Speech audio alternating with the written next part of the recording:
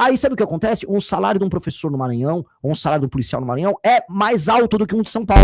Eu fui capaz de fundar um partido, a família Bolsonaro não foi capaz de fundar um partido. As gerações mais novas estão olhando e falando, o futuro pode ser glorioso. Pergunta difícil, hein, homem? Pergunta difícil. Eu jamais ficaria fazendo campanha falando que eu vou ficar aumentando Bolsa Família.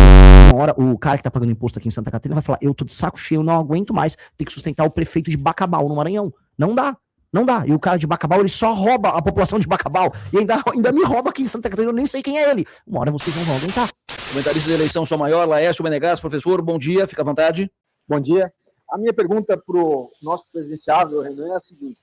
Nós temos aí uma polarização desde 94 no Brasil, que antes tinha como protagonista o PSDB e o PT, e a partir de 2018 esse polo do PSDB foi assumido pelo PL, né, e ficou PL contra PT, disputando a eleição, essa polarização de 18 para cá com Lula e Bolsonaro. A minha pergunta é a seguinte, nós já tivemos aí Ciro Gomes, Garotinho, Luiz Helena, Geraldo Alckmin, todos eles tentaram romper a polarização e não conseguiram fazer isso, né? O que difere o Renan Santos desses candidatos? Qual é a estratégia que ele tem para romper essa polarização? Uma delas você já falou, que é o seu contato com a juventude. Nós comentamos no programa esses dias, Renan, eu e o Adelo Lessa, que na juventude o recorte da pesquisa Atlas bastante favorável na questão da juventude, mas que outras estratégias, por exemplo, você tem para falar com outros públicos e que você vai tentar demonstrar na campanha para conquistar a confiança do eleitor? Obrigado, Lércio. De maneira clara, a mensagem que a gente passa para os mais jovens é exatamente a mensagem que as pessoas mais velhas vão querer ouvir. Se um ouvinte da rádio estiver agora assistindo, ele não vai discordar, imagino eu aqui em Criciúma, da maior parte das coisas que eu estou falando. Ele, na verdade, não me conhece, e, na verdade, se ele tiver lá mais de seus 50 e poucos anos, ele tá, vamos dizer, ainda inebriado pela lógica do bolsonarismo como resposta dialética ao petismo. O bolsonarismo como enfrentamento natural ao petismo. Mas se você olhar na letra da lei, ou se você olhar no papel, as propostas do Flávio são muito menos condizentes com o que ele pensa do que as minhas. Então, se ele olhar e olhar minha trajetória, eu liderei o impeachment da Dilma Rousseff nas ruas e no parlamento, eu fui capaz de fundar um partido, a família Bolsonaro não foi capaz de fundar um partido, eu jamais votaria nessas leis feministas que passaram no Congresso, assim como o nosso deputado Kim Kataguiri nunca votou, eu jamais ficaria fazendo campanha falando que eu vou ficar aumentando Bolsa Família, ou seja, contrariando a lógica e o sistema de valores do próprio eleitor dele, jamais faria isso. Então, se esse eleitor conhece e passa a ser um pouco generoso, ele não tem motivo de discordar. E aí existem dois elementos, e a pergunta é muito boa, porque ela trata de dois momentos geracionais. O Fernando Henrique e o PSDB, eles representaram um processo de modernização de um país que tinha medo de falar que era de direita. E aí as classes médias antipetistas, elas falam, não, esse projeto está modernizando o Brasil, tem plano real, tem privatização, a economia está andando, eu estou começando a consumir produtos do exterior, o Brasil é uma economia muito fechada ali até os anos 90. E isso, vamos dizer, marcou uma geração, né, uma geração de petistas, até que deu vamos dizer, a fadiga de material e eles passaram a perder. O bolsonarismo representou outro momento, foi quando as pessoas antipetistas começaram a falar, este cara, ele representa meu sistema de valores, o Bolsonaro é literalmente eu. O Bolsonaro, ele fala que nem eu falo, ele tem a mesma religião que eu, por mais que o Bolsonaro não tenha religião nenhuma, o Bolsonaro defende a família, por mais que ele esteja na terceira família, o Bolsonaro, ele gosta de matar bandido, por mais que o governo dele não tenha passado nenhuma legislação que realmente prenda bandido, ou seja, as pessoas se identificaram ali com o Bolsonaro, e falam, esse é o homem, eu vou com ele ali. E já está apresentando a fadiga de material também. Essa fadiga de material já está acontecendo.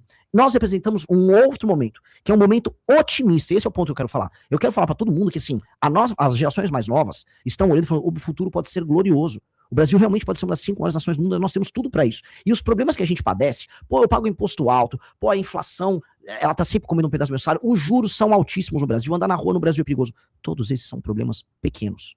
Todos os problemas que o Brasil passa são muito, muito, muito pequenos. A pessoa fala, impossível. O problema não é esse. O problema é a vontade de você resolver esses problemas. O problema é você organizar uma força política que saiba o que fazer. O exemplo que eu vou dar, eu já tinha dado o exemplo de um câncer. O Brasil, se fosse um paciente, uma pessoa doente, ele é uma pessoa que está morrendo de gripe. Sabe, existe cura pra gripe, existe remédio pra gripe, todo mundo sabe como resolver, só que a pessoa não quer cuidar, porque se ela tem um parente que falou que ele tem que tomar suco de cenoura e um chá e não tá tomando remédio pra gripe. Esse é o cenário do Brasil. Resolver o problema de juros do Brasil é fazer uma boa reforma fiscal. Resolver a questão de segurança pública, passando a legislação certa e tendo vontade, se resolve em 1, 2 anos. Resolver a questão da reforma administrativa dos estados e municípios para fazer eles serem autossustentáveis, como são aqui em Santa Catarina, a gente resolve em 3, 4 anos. É questão de resolver uma equação política. Isso é difícil. Que é resolver os jogos de poder que existem entre os estados, os municípios, o tal do Centrão, hoje também tem o STF como um player. Este é o desafio. E nós estamos criando um projeto político inteiro devotado a resolver isso. E isso é otimista, isso aponta para um futuro que vai ser glorioso. Eu vou falar, a maior parte dos problemas brasileiros de Estado, que são muito ruins, a saúde e educação no Brasil, com o uso da tecnologia, com a inteligência artificial que está chegando aí, galera, é uma revolução, vai mudar tudo. O SUS, que antes era uma desvantagem brasileira, vai ser uma vantagem enorme, porque ele é centralizado, a gente vai poder cruzar dado, aí a gente vai poder saber se uma pessoa vai desenvolver diabetes, já vai ter um remédio próximo.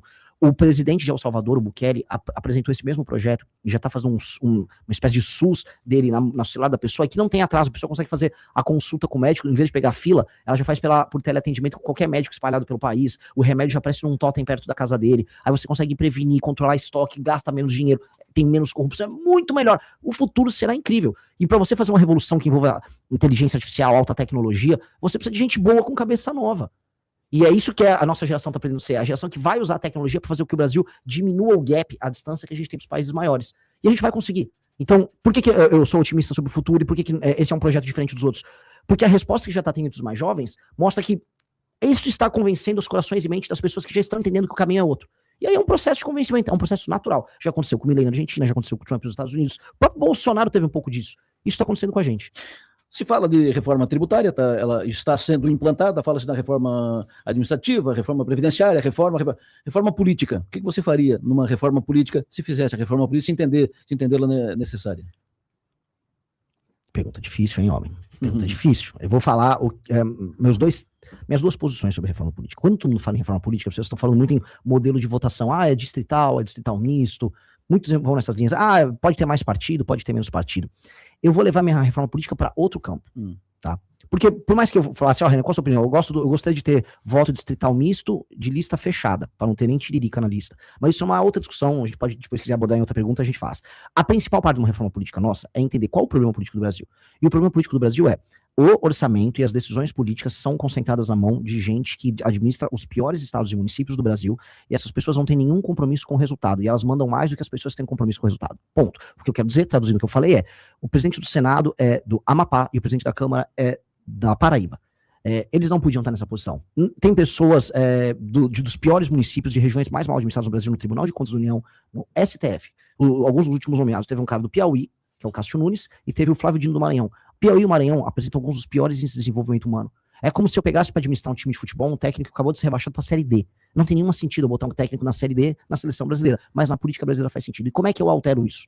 Veja, o dinheiro dos catarinenses ele é tirado via impostos, ele vai para o governo federal, e aí ele, pelo fundo de participação dos estados, fundo de participação dos municípios, ele é enviado para municípios pouco funcionais em outros lugares do Brasil. Eu fui visitar esses lugares pouco funcionais. O IDH desses lugares, a atividade econômica não aumenta. E os governadores não têm nenhuma obrigação em fazer a arrecadação do estado aumentar. Ele só fica com o pires na mão, dando calote para o governo federal, ou esperando cair o dinheiro. Então, um governador, por exemplo, do Maranhão, ele não melhora a vida do maranhense. Ele só fica aguardando um paulista, um catarinense trabalhar mais para coletar mais impostos do governo federal e cair no cofre dele.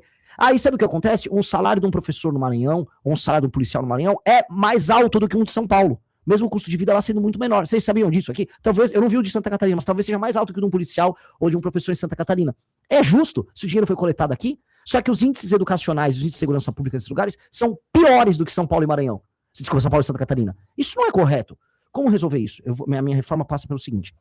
Todo prefeito e governador, eles terão que, tirando o fato de serem populares, que é o que eles só querem ser populares, para poder concorrer a uma reeleição, eles terão que obedecer índices de desempenho. Então é assim, se você pegou o saneamento básico no seu estado, ele está em 15%, se você é um governador, você tem que entregar ele com 20%, no mínimo. Se é um prefeito, pegou com 10%, tem que entregar com 20%. Mesma coisa com saúde, mesma coisa com educação, mesma coisa com atividade econômica que tem que aumentar. Se você gera esse efeito, você ganha pontos. Se você ganha pontos, você pode concorrer à eleição, você pode receber emendas no teu município, e você pode, inclusive, fazer shows aí para as eleições, que é o que esses caras adoram. Pode. Se você não conseguiu bater essas metas, independente de você ser popular ou não, você não pode participar das eleições. Você fica elegível por 8 anos, o seu partido fica elegível naquele município por 8 anos. O que você faz? Com que o dinheiro que é extraído de impostos dos outros lugares acabem obrigando, através dos repasses, esses lugares a se tornarem independentes economicamente, melhorarem a vida das pessoas, porque aí sim esses municípios vão ficando, vamos colocar aqui, autônomos, e ficando autônomos, o dinheiro de Santa Catarina fica em Santa Catarina, o dinheiro de São Paulo fica em São Paulo, e a população do Maranhão fica feliz e vive melhor também. E a gente tem uma federação mais equilibrada.